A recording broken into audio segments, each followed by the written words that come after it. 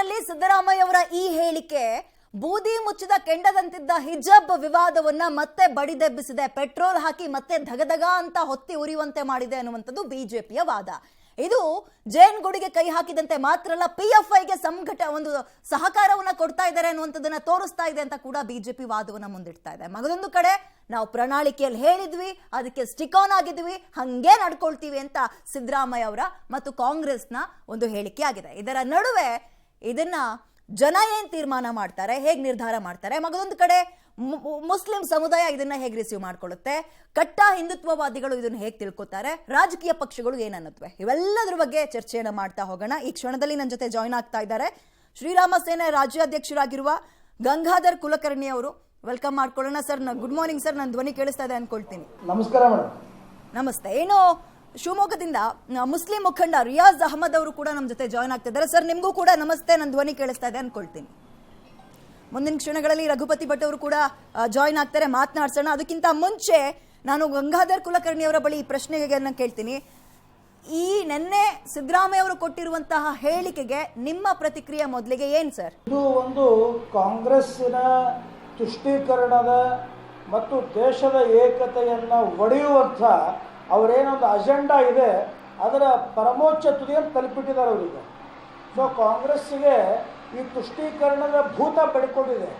ಅವರು ಎಲ್ಲದರಲ್ಲೂ ಸಹ ಒಂದು ತುಷ್ಟೀಕರಣ ಮಾಡುವಂಥ ನೀಚ ಪ್ರವೃತ್ತಿಯನ್ನು ಕೈ ಹಾಕಿದ್ದಾರೆ. ಇವತ್ತು ಶಿಕ್ಷಣ ಕ್ಷೇತ್ರದಲ್ಲೂ ಸದ್ಯಕ್ಕೆ ಆ ರೀತಿ ಅವರು ಕೈ ಹಾಕಿರುವಂಥದ್ದು ನಿಜವಾಗಿಯೂ ನಿರ್ಲಜ್ಜತನದ ಪರಮಾವಧಿ. ಇದು ಕೋರ್ಟಲ್ಲಿ ಇದೆ, ಈಗಾಗಲೇ ಅದಕ್ಕೆ ಸಾಕಷ್ಟು ವಾದ ವಿವಾದಗಳು ನಡೆದಿದೆ.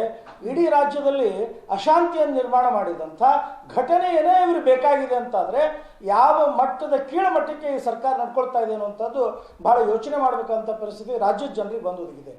ಇದರ ಜೊತೆಗೆ ಈ ಒಂದು ಹಿಜಾಬ್ ವಿಷಯದಲ್ಲಿ ಈಗಾಗಲೇ ರಘುಪತಿ ಇವ್ರದ್ದು ಕೇಳ್ತಾ ಇದ್ದೆ, ನಾನು ಸುವರ್ಣ ಅವ್ರದ್ದು ಕೇಳ್ತಾ ಇದ್ದೆ. ಅದರ ಜೊತೆಗೆ PFI ಅಷ್ಟೇ ಅಲ್ಲ, ಅಫ್ಘಾನಿಸ್ತಾನದಿಂದ ಆ ಯಾವ ಒಬ್ಬಕ್ಕೆ ಹಿಸಾಬ್ ಹಾಕೊಂಡಂಥ ವ್ಯಕ್ತಿ ಇದ್ಲು, ಮಹಿಳೆ ಇದ್ಲು, ಆಕೆಗೆ ಅಫ್ಘಾನಿಸ್ತಾನದ ಟೆರರಿಸ್ಟ್ ಗುಂಪುಗಳು ಸಪೋರ್ಟ್ ಮಾಡಿದಂಥದ್ದು ದಾಖಲೆಗಳಿದೆ. ಹಾಗಾದರೆ ಸರ್ಕಾರ ಇವತ್ತು ತಾಲಿಬಾನ್ ಸಂಸ್ಕೃತಿಯನ್ನು, ತಾಲಿಬಾನಿಗಳನ್ನು ಬೆಳೆಸುವಂಥ ಪ್ರವೃತ್ತಿ ರಾಜ್ಯದಲ್ಲಿ ನಡೆಸ್ತಾ ಇದೆಯಾ ಅನ್ನುವಂಥ ಪ್ರಶ್ನೆ ನಿರ್ಮಾಣ ಆಗಿದೆ. ನಿರ್ಲಜ್ಜ ಸರ್ಕಾರ ಇದೆ. ಈ ರೀತಿಯಾದಂತಹ ವಿಷಬೀಜವನ್ನು ಶಾಲಾ ಮಕ್ಕಳಲ್ಲಿ ವಿಷಬೀಜವನ್ನು ಬಿತ್ತುವಂಥ ಪ್ರಯತ್ನ ಏನಿದೆ ನಿಜವಾಗಿಯೂ ಸಹ ಖಂಡನೀಯ. ಅವರ ಈ ಡ್ರೆಸ್ಗಳು ಅವರ ಆಯ್ಕೆ ಅಂತಾದರೆ ನಾಳೆ ನಮ್ಮ ಹಿಂದೂಗಳು ಸಹ ಕೇಸರಿ ಶಾಲೆ ಹಾಕ್ಕೊಂಡು ಬರ್ತೀವಿ ಅಂತ ಹೇಳ್ತಾರೆ. ಅದೇ ರೀತಿ ಕ್ರಿಶ್ಚಿಯನ್ರ ಮಕ್ಕಳು ಅವ್ರದೇ ಆದಂಥ ಉಡುಗೆ ತೊಡುಗೆ ಹಾಕ್ಕೊಂಡು ಬರ್ತೀವಿ ಅಂತ ಹೇಳ್ತಾರೆ. ಬೌದ್ಧ ಮಕ್ಕಳು ಅವ್ರದೇ ಆದಂಥ ಉಡುಗೆ ತೊಡುಗೆ ಹಾಕ್ಕೊಂಡು ಬರ್ತೀವಿ ಅಂತ ಹೇಳ್ತಾರೆ. ಜೈನರು ಸಹ ಅದೇ ರೀತಿ ಹೇಳ್ತಾರೆ. ಈ ರೀತಿ ಹೇಳ್ತಾ ಹೋದರೆ ಮತ್ತು ಯೂನಿಫಾರ್ಮ್ ಅನ್ನುವಂಥದಕ್ಕೆ ಅರ್ಥ ಏನುಳಿತು? ಇವರದೇ ಕಾಂಗ್ರೆಸ್ ಸರ್ಕಾರ 1983ರಲ್ಲಿ ಗುಂಡೂರಾಯರು ಇದ್ದಂಥ ಸಂದರ್ಭದೊಳಗೆ 133(2) ಅನ್ನುವಂಥದ್ದು ಕರ್ನಾಟಕ ಎಜುಕೇಷನ್ ಆ್ಯಕ್ಟ್ನಲ್ಲಿ ಯೂನಿಫಾರ್ಮ್ ಅಂತ ತೊಗೊಂಡು ಬಂದಿದ್ದಾರೆ. ಸೊ ಹಾಗಾದರೆ ಆವಾಗಿನಿಂದಲೂ ಇರಲಾರ್ದಂಥದ್ದು ಈಗ ಯಾಕೆ ಇವ್ರದ್ದು ಈ ಸರ್ಕಾರ ಬಂದ ಮೇಲೆ ಯಾಕೆ ಇದು ಅನ್ನುವಂಥದ್ದು ಬಹಳ ಒಂದು ವಿಚಿತ್ರವಾದ ನಿಮ್ಮ ಮಾತಿನ ಅರ್ಥ.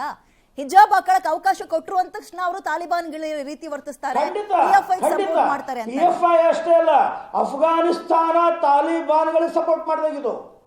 ಏನ್ ಹೇಳ್ತೀರಿ ರಿಯಾಜ್ ಅಹಮದ್ ಅವರೇ?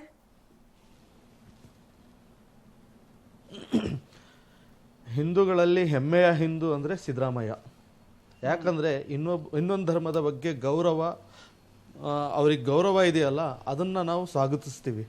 ಯಾಕಂದರೆ ಇವತ್ತು ವಿಷ ಬೀಜ ಬಿತ್ತಿರುವಂಥದ್ದು BJPಯವರು, ಇಂತಹ ಕೋಮುವಾದಿಗಳು. ಈ ಕೋಮುವಾದಿಗಳು ತಲೆ ಮರೆಸ್ಕೊಳ್ಳಿಕ್ಕೆ ಅದೇ ಹಿಜಾಬ್ ಮೊರೆ ಹೋಗ್ತಾರೆ. ಆವಾಗ ಅವರಿಗೆ ಆ ಹಿಜಾಬಿನ ಬಗ್ಗೆ ಇದಾಗಲ್ಲ. ಶಿಕ್ಷಣದಿಂದ ವಂಚಿತರಾಗಿದ್ದಾರೆ. ಮಾತಾಡ್ಬೇಕಾದ್ರೆ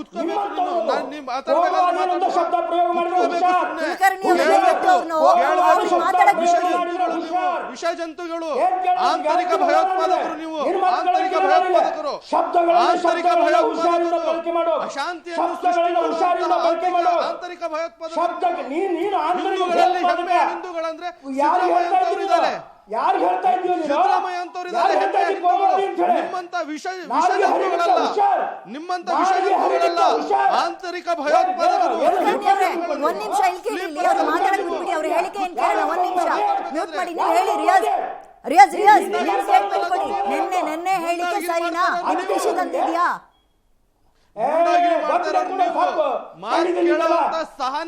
ಸೌಜನ್ಯತೆ ಇಲ್ಲ ನಿಮಗೆ, ಶಬ್ದ ಪ್ರಯೋಗ ಸೌಜನ್ಯತೆ ಇಲ್ಲ, ಮಾತಾಡಿಲ್ಲ. ಒಂದ್ ನಿಮಿಷ, ಈಗ ತಾನೇ ಶುರು ಮಾಡಿ. ಶಬ್ದ ಪ್ರಯೋಗ ಸರಿನೇ ಮಾಡ್ತಾ ಇರೋದು, ಮಧ್ಯ ಎದ್ಬಿಟ್ಟು ರಿಯಾಜ್ ಅವರು ಹೇಳಿ ಹೇಳಿ ಹೇಳಿ ನನ್ನ ಸ್ಟೇಟ್ಮೆಂಟ್ ಬಗ್ಗೆ ಹೇಳಿ ಸಾಕೀಗ. ನನ್ನ ಮಾತು ಪೂರ್ಣ ಆಗೋವರೆಗೂ ಕೇಳಬೇಕು ಇವರು. ನೀವು ಮಾತಾಡಿ ಸರ್, ಕೇಳ್ತೀನಿ, ಮಾತಾಡಿ ನೀವು. ಇವರು ಮಧ್ಯದಲ್ಲಿ ಮಾತಾಡೋದಲ್ಲ. ಮಾತಾಡಿ. ಇವತ್ತು ಇದೇ ಹಿಜಾಬ್ ಮೊರೆ ಹೋಗ್ತಾರೆ ಇವರು ಕೋಮುವಾದಿಗಳು. ಆದ್ರೆ ಕೇಳಯ್ಯ, ನಿನ್ ಮಾತು ಕೇಳಿಲ್ಲ. ಜನರಿಗೆ ಏನ್ ಸಂದೇಶವನ್ನು ಕೊಡ್ತಾ ಇದೀರಾ ಅಂತ ಗೊತ್ತು. ನೀವು ರಾಜಕೀಯ ಮಾಡೋರು, ನಿಮಗೆ ಅಷ್ಟು ಪ್ರೀತಿ ಇರ್ತಿದ್ರೆ, ಅಷ್ಟು ನಿಮಗೆ ಮಮಕಾರ ಇರ್ತಿದ್ರೆ, ಮುಸಲ್ಮಾನರು ಸಾಂಪ್ರದಾಯಿಕ ಮತ್ತೆ ಸಾಂಸ್ಕೃತಿಕ ವಿಚಾರಗಳಲ್ಲಿ ಮೂಗ್ ತೂರ್ಸಕ್ ಬರ್ತಿರ್ಲಿಲ್ಲ ನೀವೆಲ್ಲ. ಅಂದ್ರೆ ಅವ್ರು ನಿಮ್ಮಲ್ಲೇ ಎಷ್ಟೋ ಸಮಸ್ಯೆಗಳಿದೆ, ಅದನ್ನ ಬಗೆಹರಿಸಿ ಫಸ್ಟ್. ಯಾಕೆ ಈಗ ಸ್ಕೂಲ್ ಆವರಣದ ಹೊರಗೆ ನೀವು ಹೆಂಗಾದ್ರೂ ಇರಿ, ನಾವು ಪ್ರಶ್ನೆ ಮಾಡಲ್ಲ. ಸಮವಸ್ತ್ರ ಅಂತಾನೆ ಒಂದು ಆಕ್ಟ್ ಇದೆಯಲ್ಲ, ಧಕ್ಕೆ ತರ್ತೀರಿ ಅಂತ. ಈಗ ಬಜೆಟ್ ಅಲ್ಲಿ 10 ಕಾಲೇಜ್ಗಳನ್ನು, ಹೌದು, ಬಜೆಟ್ ನಲ್ಲಿ 10 ಕಾಲೇಜ್ಗಳನ್ನು ಘೋಷಣೆ ಮಾಡಿದ್ರಲ್ಲ ಇವರು. 10 ಕಾಲೇಜ್ಗಳಲ್ಲಿ ಕೋಮು ಸೂಕ್ಷ್ಮ ಪ್ರದೇಶ ಅಂತ ಹಣೆಪಟ್ಟಿ ಕಟ್ಟಿರುವಂತಹ ಜಾಗಗಳಿದಾವಲ್ಲ, ಮಂಗಳೂರು, ಉಡುಪಿ, ಶಿವಮೊಗ್ಗ, ಅಲ್ಲಿಗೆ ಯಾಕೆ ಕೊಟ್ಟಿಲ್ಲ? 10ಗಳನ್ನು ಮಂಜೂರು ಮಾಡಿದ್ದಾರೆ, ಅವೈಜ್ಞಾನಿಕವಾಗಿ ಆಗಿದ್ದಾವೆ. ಮಾತುಗಳನ್ನು ಇನ್ನು ಆಡುವಂತ ಸಂದರ್ಭದಲ್ಲಿ ಇವರು ಹಾಗೆ ಹೀಗೆ ಅಂತ ಕಿರ್ಚಾಡಿದ್ರೆ ಅದ್ರ ಏನು ಪ್ರಯೋಜನ ಇಲ್ಲ. ಈಗ ಹಿಜಾಬ್ ವಿಷಯ ಇಷ್ಟೇ ರಿಯಾಜ್ ಅವರೇ, ಸಮವಸ್ತ್ರವನ್ನ ಸಮವಸ್ತ್ರಕ್ಕೆ ಬಳಸಿ, ಇದು ಹೋದ ವರ್ಷನೇ ಚರ್ಚೆ ಆಗಿದ್ದ ವಿಚಾರ, ಮತ್ತೆ ಮುನ್ನೆಲೆಗೆ ಬಂದಿದೆ ಸಿದ್ದರಾಮಯ್ಯ ಅವ್ರ ಸ್ಟೇಟ್ಮೆಂಟ್ ಇಂದ. ಸ್ಕೂಲ್ ಒಳಗೆ ಯೂನಿಫಾರ್ಮ್ ಬಿಟ್ಟು ಹೊರಗೆ ಏನಾದ್ರೂ ಮಾಡ್ಕೊಳ್ಳಿ, ಏನ್ ಸಮಸ್ಯೆ ಅನ್ನುವಂಥದ್ದು ಅಷ್ಟೇ ಪ್ರಶ್ನೆ. ಹಾಕೊಳ್ತಿದಲ್ಲ ಮೇಡಮ್, ಎಲ್ಲಿದೆ ನೀವು ನೋಡಿ, ಬನ್ನಿ ಕ್ಯಾಮ್ರಾ ತಗೊಂಡು ನಾವೇ ಹೋಗೋಣ ಜೊತೆಯಲ್ಲಿ. ಸಮವಸ್ತ್ರ ಜೊತೆಗೇನೆ ಇರೋದಲ್ಲ, ಅದೇ ದುಪಟ್ಟ ತಲೆ ಮೇಲೆ ಹಾಕೊಳ್ತಾ ಇರ್ಬೋದು, ಮತ್ತೆ ಎದೆ ಮೇಲೆ ಹಾಕೊಳ್ತಾ ಇರ್ಬೋದು. ಆ ಪಟ್ಟವನ್ನು ಹಾಕೋಬಾರ್ದು, ಹಂಗೆ ಇರ್ಬೇಕು ಅಂತ ಹೇಳಿದ್ರೆ ಈಗ ಬೆತ್ತಲೆ ಪ್ರಚಾರ ಮಾಡೋರಿಗೂ ಅವಕಾಶ ಇದೆ ನಮ್ಮ ಇದರಲ್ಲಿ, ಸಂವಿಧಾನದಲ್ಲಿ. ಹಾಗಾಗಿ ನಮಗೆ ಯಾಕಿಲ್ಲ? ನಮಗೆ ಈಗ ಮುಸಲ್ಮಾನರ ಬಗ್ಗೆ ಇವರು 2014ರಿಂದ ಸ್ವಾತಂತ್ರ್ಯ ಪಡೆದವರು ಶೋಷಣೆ ಮಾಡ್ತಾರ ಅಂತ ಕೆಲಸ ಮಾಡ್ತಾ ಇದ್ದಾರೆ. ಸಿದ್ದರಾಮಯ್ಯ ಅವ್ರ ಸ್ಟೇಟ್ಮೆಂಟ್ ಕೇಳಿರ್ಬೋದು ನೀವು ಇತ್ತೀಚೆಗೆ, ಈ ದೇಶದಲ್ಲಿ ಮುಸ್ಲಿಮರಿಗೂ ಪಾಲಿದೆ, ನಾನು ಕೊಡ್ತೀನಿ 10,000 ಕೋಟಿ ಅಭಿವೃದ್ಧಿ ಕೊಡ್ತೀನಿ ಅಂತ ಮಾತಾಡೋ ಸಿದ್ದರಾಮಯ್ಯ ಅವರು ಒಂದ್ಸಲೂ ಕೂಡ ಹಿಂದೂ ಧರ್ಮದವ್ರಿಗೆ ಹೆಂಗ್ ಮಾಡ್ತೀನಿ ಅಂತ ಹೇಳಿಲ್ವಲ್ಲ. ಅದೆಲ್ಲ ಒಂದ್ ಕಡೆ ಒಂದ್ ಭಾಗದ ಜನರು ಯಾಕಿರ್ಬಾರ್ದು? ಏನಾದ್ರೂ ನಮಗೆ ಏರ್ಪೋರ್ಟ್ ಗಳು ಬರ್ದು ಕೊಟ್ಟಿದಾರ?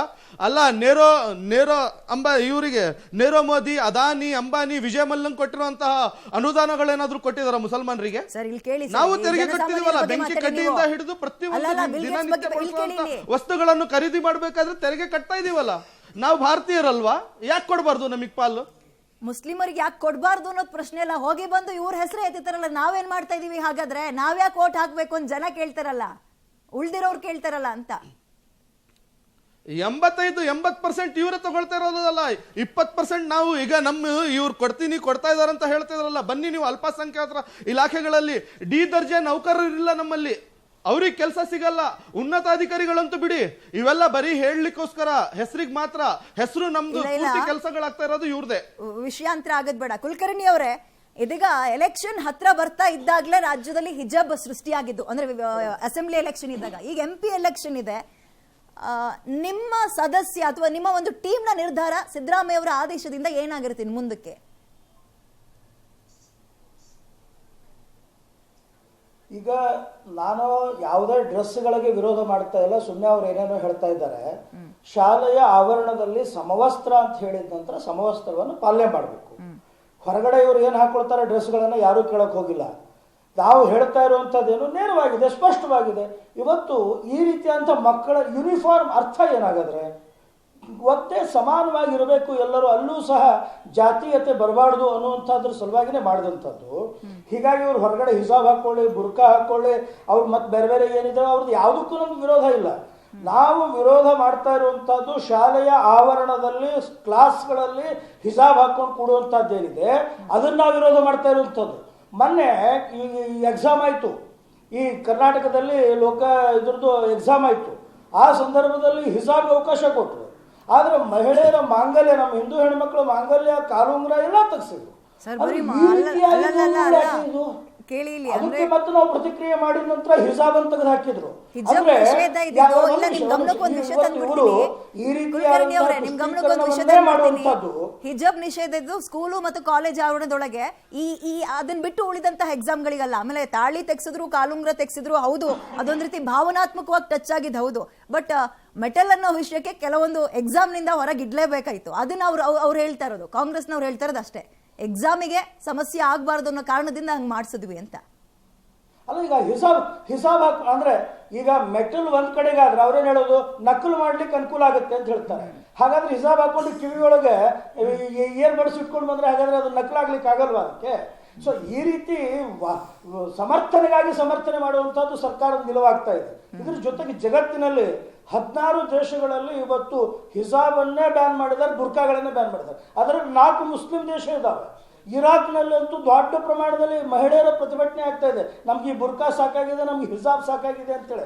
ಪಾಪ ಅವರೆಲ್ಲ ಆ ಮಹಿಳೆಯರು, ಮುಸ್ಲಿಂ ಮಹಿಳೆಯರು ಅದರಿಂದ ಆಚೆ ಬಂದು ಆನಂದವಾಗಿ ಜೀವನ ಮಾಡಬೇಕು ಅಂತೇಳಿ ಯೋಚನೆ ಮಾಡ್ತಾ ಇದ್ರೆ, ಒಂದಿಷ್ಟು ತಾಲಿಬಾನ್ ಮಾನಸಿಕತೆಯ ಈ ಒಂದಿಷ್ಟು ಕ್ರಿಮಿಗಳು, ಸಮಾಜದ ಕೆಟ್ಟ ಕ್ರಿಮಿಗಳು ಆ ಮಹಿಳೆಯರನ್ನ, ಮುಸ್ಲಿಂ ಮಹಿಳೆಯರನ್ನ ಇನ್ನೂ ಆ ಬುರ್ಕಾದಲ್ಲೇ ಇಡಬೇಕು, ಇನ್ನೂ ಹಿಜಾಬ್ದಲ್ಲೇ ಇರಬೇಕು, ಮೇನ್ ಸ್ಟ್ರೀಮಿಗೆ ಬರಬಾರ್ದು, ನಮ್ಮದೇ ಒಂದು ಪುರುಷರು ಅವ್ರ ಮೇಲೆ ನಾವು ಹಿಡ್ತಾ ಇಟ್ಕೊಳ್ಬೇಕು ಅನ್ನೋಂಥ ಮಾನಸಿಕತೆ ಏನಿದೆಯಲ್ಲ, ಇದು ಬಹಳ ಡೇಂಜರಸ್. ಅದಕ್ಕೆ ಶ್ರೀರಾಮ್ ಸೇನೆಯಿಂದ ನಾವು ಹೇಳ್ತಾ ಇದ್ದೀವಿ, ಆ ರೀತಿಯಾಗಿ ಹಿಜಾಬನ ವಿಚಾರದಲ್ಲಿ ಏನು ಕಾಮನ್ ಆಗಿ ಎಲ್ಲರಿಗೂ ಆ ವಿದ್ಯಾರ್ಥಿಗಳಿಗೆ ಸಮಾನವಾಗಿರಬೇಕು, ಅದನ್ನು ಏನಾದರೂ ಸರ್ಕಾರ ವ್ಯತಿರಿಕ್ತವಾಗಿ ಯೋಚನೆಯನ್ನು ಮಾಡಿದರೆ ಅದರ ವಿರುದ್ಧವಾಗಿ ನಾವಂತೂ ಸಿಡಿದೇಳೋರು, ಕೋರ್ಟ್ಗೂ ಹೋಗೋರೆ, ಅದ್ರ ಜೊತೆಗೆ ಹೋರಾಟಗಳನ್ನು ಮಾಡ್ತೀವಿ, ಸರ್ಕಾರಕ್ಕೆ ಎಚ್ಚರಿಕೆಯನ್ನು ಕೊಡ್ತೀವಿ.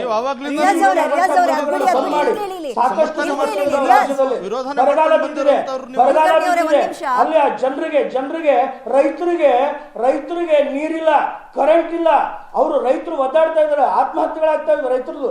ಆ ಕಡೆ ಗಮನ ಹರಿಸಿ, ನಿಮ್ದು ಆ 1000 ಕೋಟಿ ಏನಿದೆಯಲ್ಲ ಆ 1000 ಕೋಟಿಗಳನ್ನು ಅಲ್ಲಿ ಹಾಕಿ. ಇವತ್ತು ಬಸ್ಗಳಿಗೆ ಡೀಸೆಲ್ ಹಾಕೋದಕ್ಕೆ ಯೋಗ್ಯತೆ ಇಲ್ಲ ಸರ್ಕಾರ. ಕಾಂಗ್ರೆಸ್ನವರು ಅದರ ಪ್ರಮುಖ ಸಿದ್ದರಾಮಯ್ಯ ಅವರು ಹೋಗಿ ಬಂದು ನಿಮ್ಮನ್ನ ಓಲೈಕೆ ಮಾಡೋ ಅಗತ್ಯ ತೀರಾ ಅನಿವಾರ್ಯತೆ ಅವ್ರಿಗೆ ಇದೆಯಾ ಅಂತ ಇಲ್ಲ ಅಂತ ಕಾಣುತ್ತೆ. ಬಿಕಾಸ್ ನೀವು ಹೆಂಗಿದ್ರು ಈಗ ಜೆಡಿಎಸ್ ಪರವಾಗಂತೂ ಹೋಗಲ್ಲ, ಬಿಕಾಸ್ ಅವ್ರು ಬಿಜೆಪಿ ಜೊತೆ ವಿಲೀನ. ಹೋಗಿ ಬಂದು ನಿಮ್ಗೆ ಇರೋದು ಒಂದೇ ಆಪ್ಷನ್ ಕಾಂಗ್ರೆಸ್. ಆದ್ರೂ ಯಾಕೆ ಹೋಗಿ ಬಂದು ತೀರಾ ಓಲೈಕೆ ಮಾಡ್ತಾ ಇದ್ದಾರೆ ಒಂದು ಸಮುದಾಯನ ಸಿದ್ದರಾಮಯ್ಯ ಅವರು? ಏನ್ ಅನ್ಸುತ್ತೆ ನಿಮ್ಗೆ ರಿಯಾಜ್? ನನ್ನ ಪ್ರಶ್ನೆ ಕೇಳಿಸ್ತು ಅನ್ಕೊಳ್ತೀನಿ ನಿಮ್ಗೆ. ಹಾ ಮೇಡಮ್, ಹೋಗಿ ಬಂದು ಕಾಂಗ್ರೆಸ್ನವರು ಈಗ ಅವ್ರಿಗೆ ತೀರಾ ಅನಿವಾರ್ಯತೆ ಇಲ್ಲ ನಿಮ್ಮ ಹತ್ರ ಬಂದು ಓಲೈಕೆ ಮಾಡ್ಬೇಕು ಅಂತ. ಯಾಕಂದ್ರೆ ನಿಮ್ಗಿರೋದು ಒಂದೇ ಅವಕಾಶ ಕಾಂಗ್ರೆಸ್ಗೆ ವೋಟ್ ಹಾಕ್ಬೇಕು ಅನ್ನೋ ಪರಿಸ್ಥಿತಿ ರಾಜ್ಯದಲ್ಲಿದೆ. ಹಂಗಿದ್ದು ಹೋಗಿ ಬಂದು ಸಿದ್ದರಾಮಯ್ಯ ಅವ್ರು ಯಾಕೆ ನಿಮ್ಮ ಸಮುದಾಯದ ಪರವಾಗೇ ಮಾತಾಡ್ತಾ ಇದ್ದಾರೆ, ಓಲೈಕೆ ಮಾಡ್ತಾ ಇದ್ದಾರೆ, ಇನ್ನೊಂದು ಗುಂಪನ್ನ ಎದುರಾಕೊಳ್ತಾ ಇದ್ದಾರೆ ಅಂತ ಅನ್ನಿಸ್ತಾ ಇಲ್ವಾ? ಪರ್ಸನಲಿ ಕೇಳ್ತಾ ಇದ್ದೀನಿ. ಇಲ್ಲ ಆ ರೀತಿ ಏನಿಲ್ಲ. ಮೊನ್ನೆ ಯಾವುದೋ ಒಂದು ನಾನು ವಿಡಿಯೋ ನೋಡಿದೆ, ಒಂದು ದರ್ಗಾದಲ್ಲಿ ಮತ್ತೆ ಒಮ್ಮೆ 24ರಲ್ಲಿ ಮೋದಿ ಅವರು ಪ್ರಧಾನಿ ಆಗ್ಬೇಕು ಅಂತ ಪ್ರಾರ್ಥನೆ ಮಾಡಿದ್ದಾರೆ ಮುಸಲ್ಮಾನರು. ಇನ್ನೂ ಬಿಜೆಪಿಯಲ್ಲೂ ಇದ್ದಾರೆ, JDSನಲ್ಲೂ ಮುಸಲ್ಮಾನರು ಇದ್ದಾರೆ. ಯಾಕಂದ್ರೆ ಈಗ ಭಾರತೀಯರು ನಾವಿಲ್ಲಿ ಪೂರ್ತಿ ಎಲ್ಲರೂ ಮತ್ತೆ ಅದರಲ್ಲೂ ಕರ್ನಾಟಕದವರು, ಕನ್ನಡಿಗರು, ನಾವೆಲ್ಲ ಪಕ್ಷಗಳಲ್ಲೂ ಮುಸಲ್ಮಾನರು ಇದ್ದಾರೆ ಅದರಲ್ಲಿ. ಆದ್ರೆ ಒಂದು ಸಮುದಾಯವನ್ನು ಟಾರ್ಗೆಟ್ ಮಾಡ್ಕೊಳ್ಳೋ ಅಂತ ಕೆಲಸ ಮಾಡ್ತಾ ಇದಾರಂತ ಸಿದ್ದರಾಮಯ್ಯ ಅವರಿಗೆ. ಅವರು ಅಪಟ ಹಿಂದೂ ಆಗಿರುವಂತರು, ಅದು ಹೆಮ್ಮೆಯ ಹಿಂದೂ, ಇನ್ನೊಂದು ಸಮುದಾಯವನ್ನು ಗೌರವಿಸುವಂತವ್ರು ಈ ತರ ಆಗ್ತಾ ಇದೆ. ಅವ್ರು ಹೇಳಿದ್ರಲ್ಲ, ನಾವು ಅದಕ್ಕೆ ಅವಕಾಶನೇ ಕೊಡಲ್ಲ. ಸಮರ್ಥನೆ ಯಾವಾಗ ಮಾಡ್ಕೊಂಡಿದ್ರು ಹಿಂದೂ ಸಂಘಟನೆಗಳು ಮತ್ತೆ ಬಿಜೆಪಿ ಅವರು? 2B ರಿಸರ್ವೇಶನ್ ತೆಗೆದು ಹಾಕಿದ್ರು, ಆಮೇಲೆ ಹಿಜಾಬ್ ವಿವಾದವನ್ನು ಸೃಷ್ಟಿ ಮಾಡಿದ್ರು. ಇಂತಹ ಹೇಳಿಕೆಗಳು ಬಿಜೆಪಿ ಅವರೇ ಎತ್ಕಟ್ಟುವಂತಹ ಕೆಲಸ ಮಾಡಿರೋದು ಇವತ್ತುವರೆಗೂ. ಕಾಂಗ್ರೆಸ್ ಸರ್ಕಾರ ಮಾಡಿರೋದಲ್ಲ. ಕಾಂಗ್ರೆಸ್ ಸರ್ಕಾರ ಅದನ್ನ ಇದ್ ಮಾಡಿರೋಂತಹದ್ದು, ನಾವು ನಿಮಗೆ ನ್ಯಾಯ ಕೊಡಿಸ್ತೀವಿ ಅಂತ, ನಿಮ್ ಧ್ವನಿ ಆಗ್ತೀವಿ ಅಂತ ಕೆಲಸವನ್ನು ಮಾಡಿದೆ. ಓಕೆ ರಿಯಾಜ್ ಬಂದ್ ಮಾತಾಡ್ತೀನಿ. ಕುಲಕರ್ಣಿ ಅವರೇ, ನೀವು ಅಷ್ಟೇ ಸ್ಟೇ ವಿತ್ ಮೀ. ಒಂದು ಬ್ರೇಕ್ ತಗೊಳ್ಳೋ ಟೈಮ್. ಇದೀಗ ರಾಜ್ಯದಲ್ಲಿ ಹಿಜಾಬ್ ವಿವಾದ ಮತ್ತೆ ಸೆನ್ಸೇಷನಲ್ ಅನ್ನ ಕ್ರಿಯೇಟ್ ಮಾಡ್ತಾ ಇದೆ. ಇದಕ್ಕೆ ರಾಜಕೀಯ ಪಕ್ಷಗಳು ಮತ್ತೆ ಹೇಗೆ ಕೆಸರ ಚಾಟುವನ್ನ ಮಾಡ್ಕೊಳ್ಳುತ್ತೆ ಮುಂದಿನ ಹಂತದಲ್ಲಿ ನೋಡ್ತಾ ಹೋಗೋಣ.